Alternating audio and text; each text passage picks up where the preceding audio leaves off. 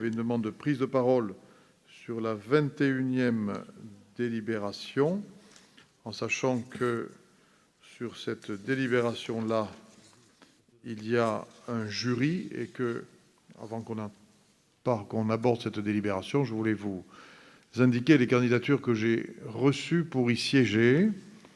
Comme titulaire, Jean-Jacques Bolzan, Olivier Arsac, Johnny Dunal, Vincent Gibert et Maxime Le Texier.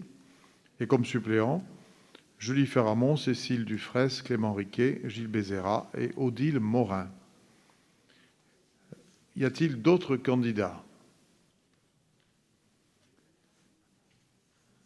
S'il n'y a pas d'autres candidats, je vais faire voter, mais avant de faire voter, est-ce qu'il y a des prises de parole souhaitées sur le dossier lui-même?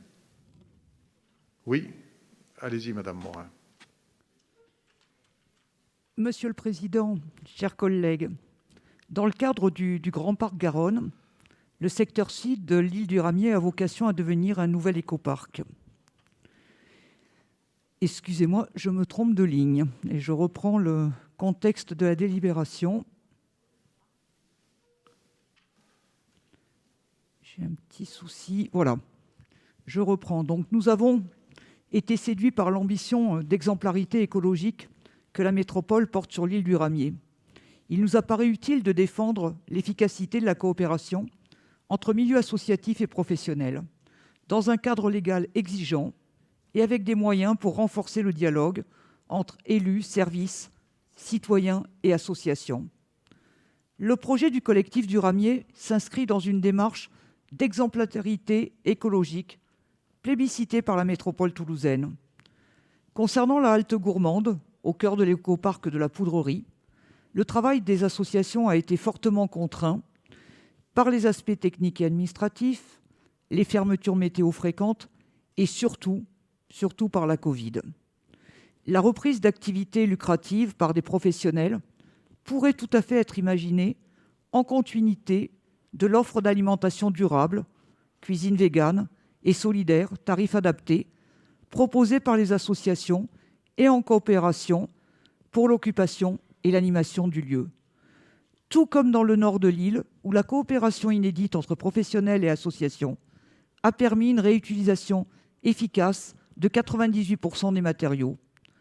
En plus du mobilier mis à disposition, nous préconisons aussi de demander ou proposer une ou deux tables accessibles, c'est-à-dire avec 4 pieds pour éviter aux personnes en fauteuil de se faire mal en étant mal assises devant une table à pied central, ou table bistrot dont les croisillons ne permettent pas de passer les jambes sous la table.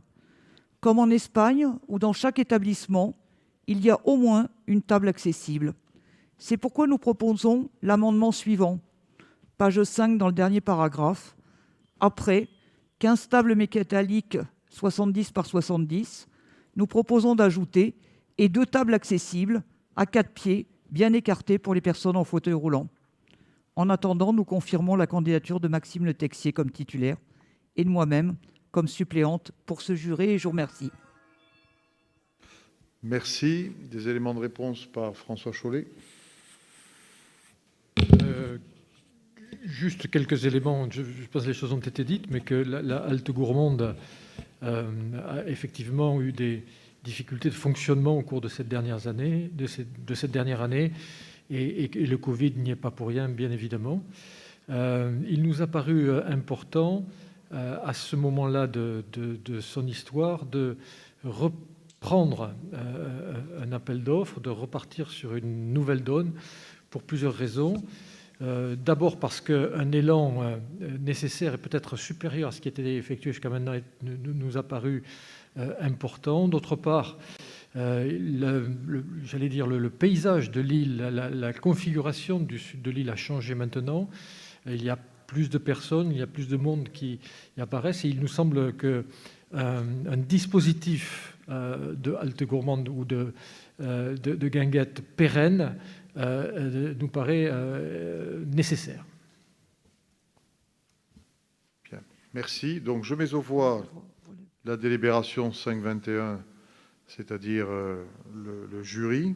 Oui, s'il vous plaît. Qui ne participe pas, s'il vous qui plaît. s'abstient, qui vote contre. S'il vous adopté. plaît. Madame Morin, allez-y. Vous m'entendez? Oui, voilà.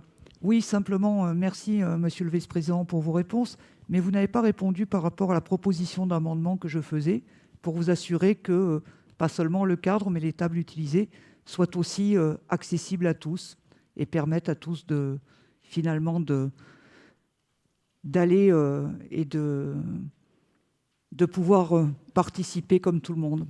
Oui, j'adhère sur le fond à ce que vous dites. Ce que je vous propose, c'est que ce soit inclus dans le dossier de consultation. Je vous en remercie.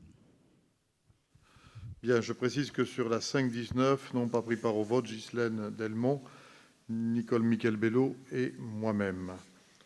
Donc nous avons examiné la totalité des délibérations du chapitre 5.